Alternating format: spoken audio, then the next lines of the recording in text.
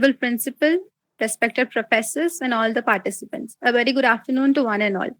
I, Prashamsa, consider it a great honor to introduce our resource person, Professor Bholanath Dutta, sir. Professor Bholanath, sir, is an educationalist, serial entrepreneur, a visiting professor in India and overseas, World Bank quality assurance expert in higher education, startup mentor, a coach, chairman of Global Entrepreneur Grid, a proud founder and president of MTC Global, a global think tank in higher education. Sir is author of 21 books, written over 100 papers, currently serving in the advisory board of many organizations, B schools, and universities in India and overseas.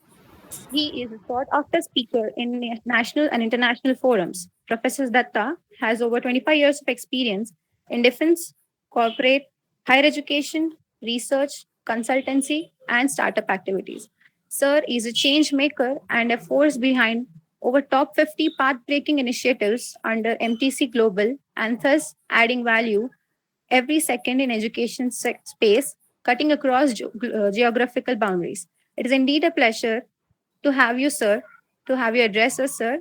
We welcome you. Thank you, Prashamsa.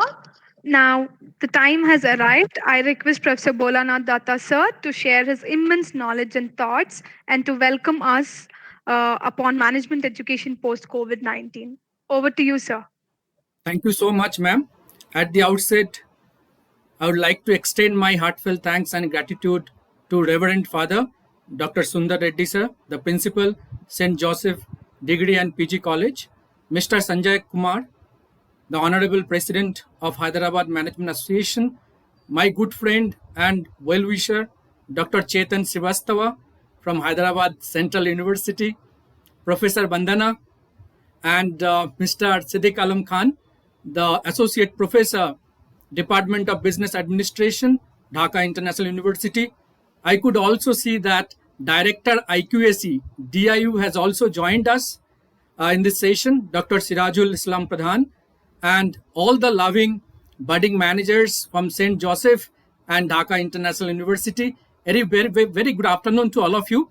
And let me congratulate the team St. Joseph for organizing this particular interactive session for the students.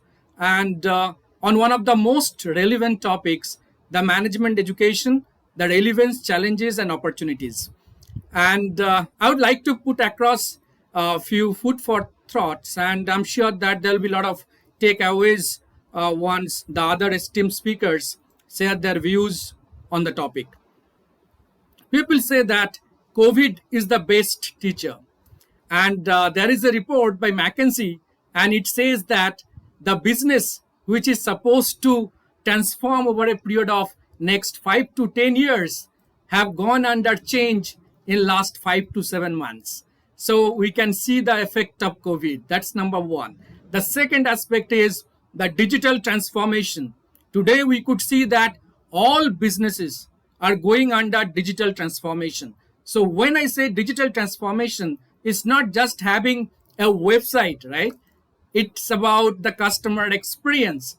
And the academic world also has responded very swiftly. I think this is about the adaptability and flexibility what everyone is talking about. There is a report by World Economic Forum 2 years back, and this particular report says that one quality, if every one of us we have, then we can be unbeatable in this world. And that particular quality is learnability, the ability to learn fast the new tools and techniques and put it into action. I believe that's what is happening. Initially, in the March, when lockdown started, the teachers, the academic fraternity, in fact, even students we never thought of before that will attend the sessions, regular class activities using different video platforms. But students and teachers very swiftly they have adapted to this new normal, and today it's giving immense benefits to the students because they're connected across the world, right? They're getting access to good resource people, which is otherwise quite impossible due to the expense side, right? Getting someone from US, Bangladesh, or some other country for a guest lecture, it's quite impossible to do it periodically. I think that is one advantage what we can see out of this COVID-19 situation. Other day in one of my interaction in another forum, one person said, sir, everything is fine as far as cognitive learning is no concerned, like teaching learning, covering the syllabus, all those things are fine. But how we can impart the skills?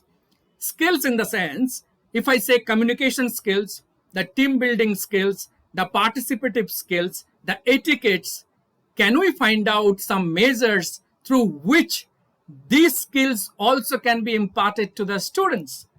And definitely there are a lot of startups, especially in edtech area. If you see the startup activities for last 7 to 8 months, you will find out majority of the startups in the edtech area. There are many startups who have come out with artificial intelligence, which can help to use of online proctor to conducting the examination. In another article in New York Times, when I was going through, one person has put a beautiful article, and this article says, is it possible to have the online face recognition system wherein if students they write the online exam, the system can automatically detect, yes, so and so is Mr. Bholanath who is writing the examination. I think that's the level of technology we are talking about. India at the right time started Digital India movement. That's why some of the organizations, they have coped up or advanced in the digital arena. The Startup India, Make in India, and today we are talking about Atmanirbhar Bharat. I think that's a wonderful opportunity because the mobility has come to a standstill. There is no mobility. People are not moving. There is no export, import. And in this kind of situation, I think the Atmanirbhar Bharat is a wonderful initiative and a lot of benefits are extended to the startup activities. Yesterday in the newspaper, Times of India on the front page, government has opened up the defense sector to launch satellite to the foreign investors and to the private investors. I think that's the level of thinking is going on, and these all are happening due to this COVID-19 situation. And let me tell you, even we come back to normalcy, most likely by mid-March. That's what the expectation. But some of the companies, they have sensed so well in advance. Let me quote Google. They have already made an announcement by 2021, their majority of the workforce will work from home. On the similar line, TCS and other companies have taken very proactive steps.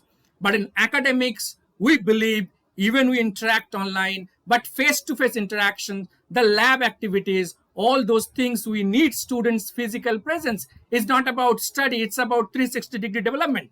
And someone said, why US universities are so advanced, so special? It's not because within the four wall of teaching learning process. It is because of the learning environment, the academic environment inside the premises. Because maximum things students learn outside the classroom, which retained with them. I think that is very, very important. If you look at the curricular activities, anyhow, we're able to engage online. The co-curricular activities to some extent using of e-labs or business simulation lab, some activities are happening. The beyond the curriculum activities and the extracurricular activities like sports, but I could see that there are a lot of online seminars, students' paper presentations, conferences are happening very, very successfully. And students, faculty are participating on a regular basis.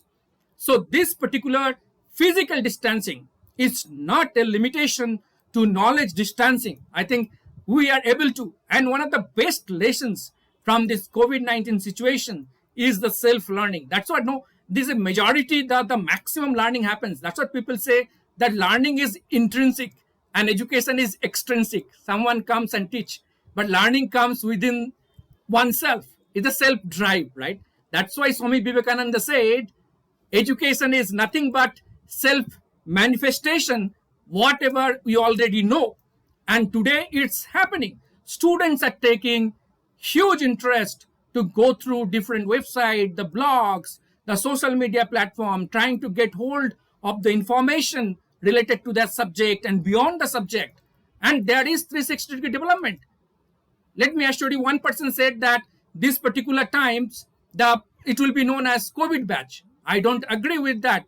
I think in the VUCA world, in the HR, people called HR in during the turbulent time, right? So this VUCA world is applicable not only to the HR, I think to all human beings right now. And we all are very prompt to raise to the occasion and able to face these situations.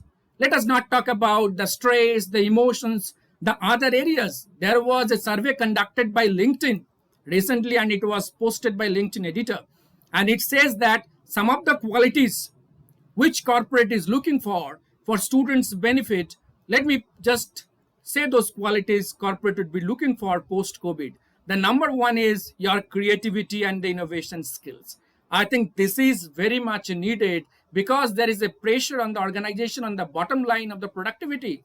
And a lot of employees, as we know, are laid off, salary is slashed, and so many things are happening in the corporate. Let us be very frank and open. It's happening, it's getting reported everywhere. But let us not hold back ourselves. Let us not get demotivated. This is time-bound situation and this will go off. That's why it is said that tough time never exists for a long time, but tough people really do. And we all are very, very tough people. We have responded very well to this unprecedented time, and we have come out with suitable measures to address whether it is the corporate, whether it is the academic world. There is different studies also carried out during this particular COVID-19 situation. And these studies say that work from home, employees' productivity has gone up. Employees' productivity has gone up due to work from home. And corporate has saved a lot of money, which is corporate used to spend on hospitality, traveling, meeting. I think a lot of activities. That's what one person post on the Facebook in a very funny way, that corporate never understood that 80 to 90% of their work can be done using emails. I think, this is the time to introspect and try to find out that what are the processes, if we talk about the lean manufacturing system, the processes which are not adding adequate values, but no consumption of the huge expenses, can we cut those processes or re-engineer those processes and come back successfully. So my dear living students, I welcome all of you for this wonderful session, and there are eminent speakers lined up, and I'm sure that there will be many takeaway from this particular interactive session.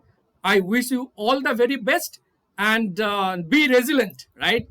Be resilient, and during this time, try to pick up some skills, some new knowledge, some new insights, which will be useful when you come back to normalcy life. And I'm sure that each one of you will become a winner for life. Thank you so much once again, ma'am, for the wonderful opportunity extended to me. I'm waiting to listen to other eminent speakers. I'm also a learner. Thank you so much. Thank you. Namaskar. Thank you, Professor, for your valuable insights. It was truly energizing to the entire gathering here. Now, we have amongst us